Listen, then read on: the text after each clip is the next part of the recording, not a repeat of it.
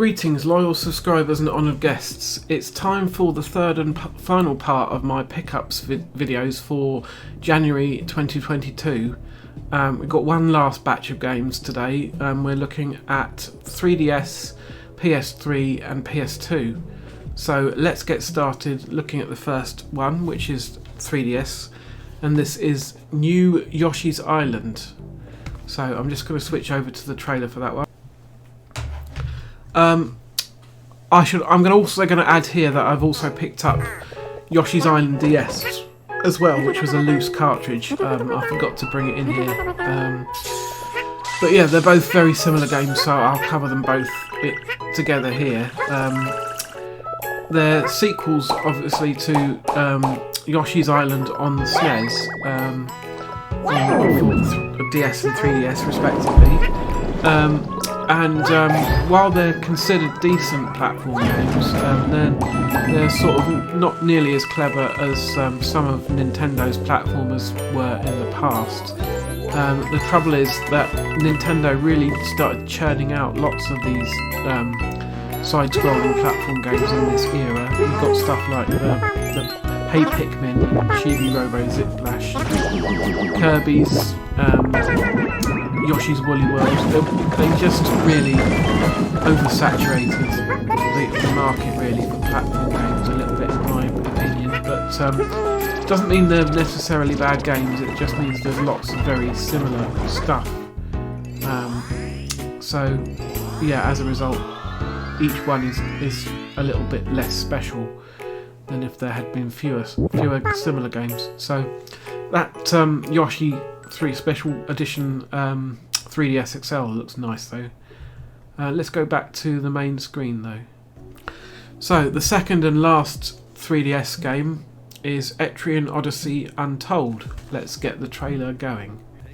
So Atlus released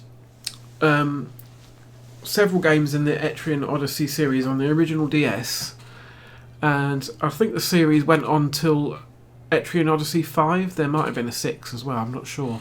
But when it got to the 3DS, they started going back to the earlier games in the series and expanding them by adding more storyline and new animated sequences by Madhouse, as it said there.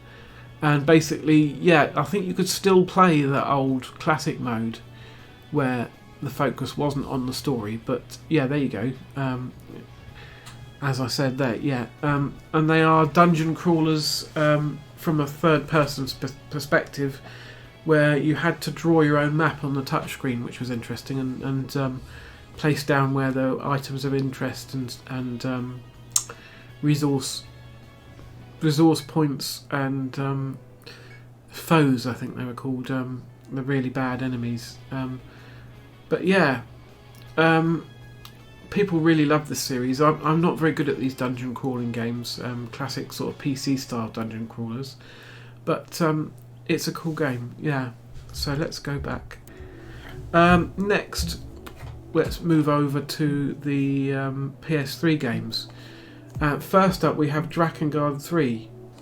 Now, for quite a while, this was quite an expensive game, but it recently popped up on Amazon, and it was the NTSC version. See the rating there, M, but that's the American rating system.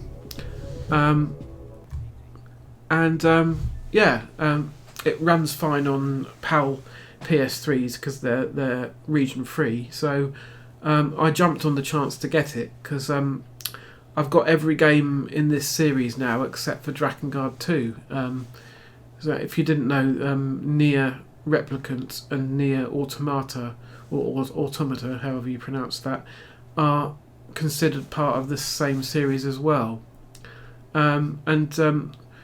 This game, you in the Drakengard games, you end up taking on a dragon as they're bonded with you in some way, and they have to do what you order them to do. And there's two types of combat in these games. There's sort of on foot hack and slash style combat, a bit like Dynasty Warriors, against tons of enemies, and there's also combat flying on the back of a dragon, both in freeform style levels and more on rails bits. So it plays like a mashup between Dynasty Warriors and something like Panzer Dragoon. I don't think the dragon bits are as good as any of the Panzer Dragoon games, but yeah, I'm glad this is finally in my collection. I don't think I'll ever add Drakengard 2 to my collection because that's getting really high in price now, and I do have other means of playing it if I want to, because I've got this modded PS2 which will run burnt discs, so I can just play Drakengard 2 there. I think I'll probably have to do that if I want to, but yeah, the graphics are a little bit basic, and there's a lot of slowdown sometimes when the combat gets going, which is unfortunate. But they are very interesting games from a storyline point of view. A bit weird though, and dark in places. So probably not to everyone's taste, but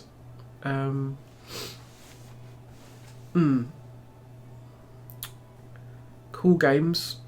Yeah, it's worth, if you see them at a decent price now, it's probably worth adding them to your collection before they get hard to find or too expensive.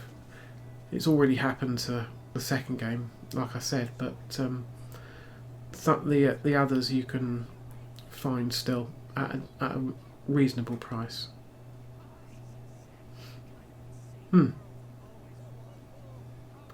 Just waiting for this trailer to conclude. It's a quite a long one.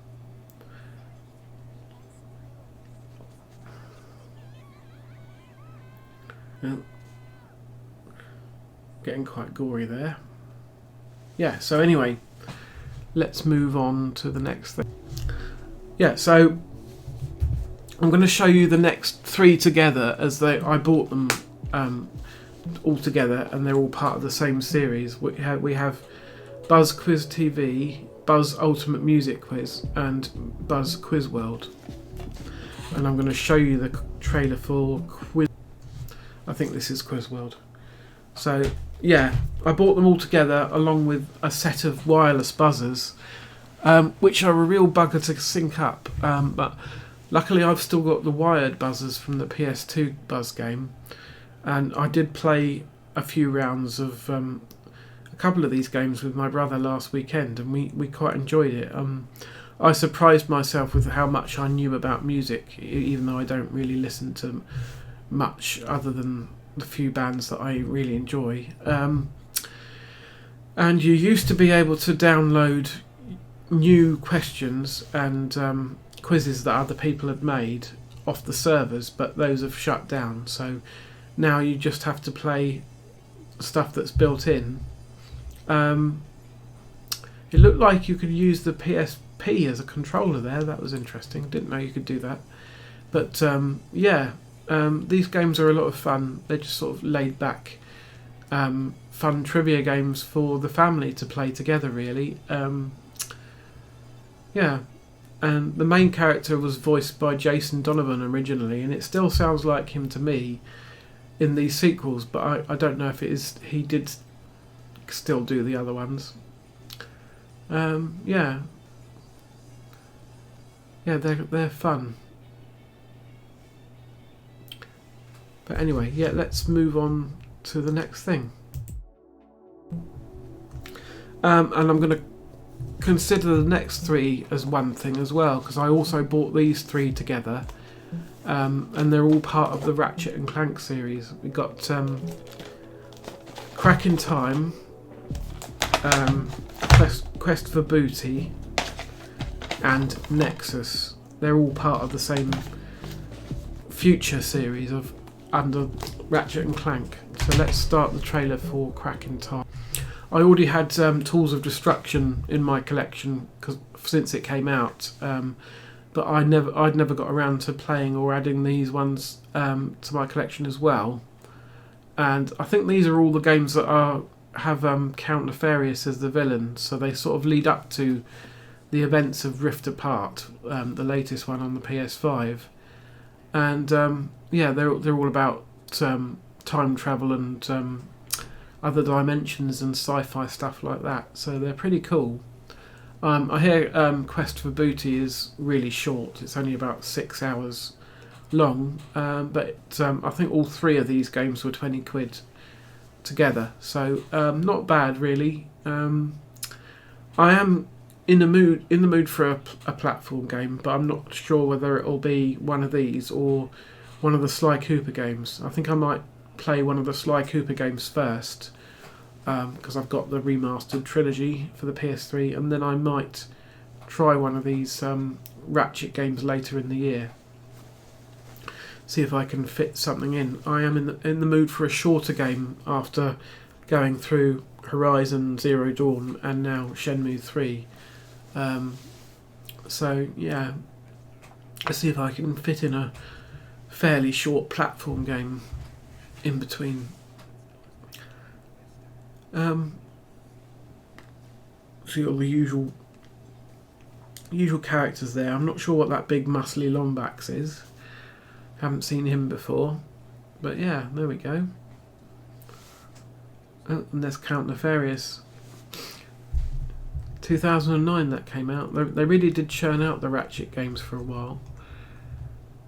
But yeah, let's move on to the next. So the next one is a PS2 game, and this is the most expensive thing I'll show you today, which is Suikoden 5, which I picked up when I did all that trade-in for my Saturn games and my N64 cartridges. And this was 40 quid out of the 150 that I got from that trade-in. And if you didn't know, the Suikoden series is, or was rather, Konami's flagship JRPG series. And the thing that really set these games apart is the fact that you could recruit 107 different characters into your party. There was obviously a few main characters that the story mostly focuses on, but you could build up this base in each of the Suikoden games and then recruit these massive armies of followers. And I think there were sort of smaller scale party battles and then large scale army battles as well that you could do. And of the 5, I think it's 4 that's considered sort of the black sheep of the family that people didn't like. 2 is the best one, I think. It's also the most expensive. And then 1, 3 and 5 are decent. I've now got 1, 3 and 5 in my collection. I haven't got 2, and I probably never will because it's fetching silly prices. I might still add 4 to my collection at some point. I think it's getting up around the 40 quid mark as well though, so I'd hesitate a little bit if it's not as good as the other games, but I do like to have every game in a series if possible, so I might add that, but I probably won't be able to have number 2. Anyway, one more game to go. So the last game that I'm showing you today is a game called Downtown Run. And I can't remember whose video it was, annoyingly, but someone did a GameCube games that have got surprisingly expensive. And he was talking about the NTSC version of this game, and it had a different title, and it was on the GameCube. I looked it up and found that it was on the PS2 under this name, Downtown Run. So let's start the video. Ubisoft published this game, and the interesting thing is, if you've played Blur on the PS3 or Xbox 360, this is remarkably similar to that. It's got the licensed cars, and the gameplay is a lot like a kart racer, like Mario Kart or something, with the power-ups. So yeah, this was doing the whole Blur thing years before on the previous generation consoles, which is quite interesting. And I've had a go at this, and I quite like it. The graphics are decent, and it handles quite well. And it's a game that I had never heard of before, so that's the really cool thing about watching all these YouTube channels, is you'll sometimes discover something like this that you never heard of for whatever reason, and find out that you can pick it up for cheap. And as the video I watched pointed out, the GameCube version is stupidly expensive. I don't think it came out in PAL on GameCube for some reason, but this PS2 version is really cheap. So yeah. So that's the end of the video. That's everything I've picked up in January now. So if you watched to the end of this video, then thank you very much.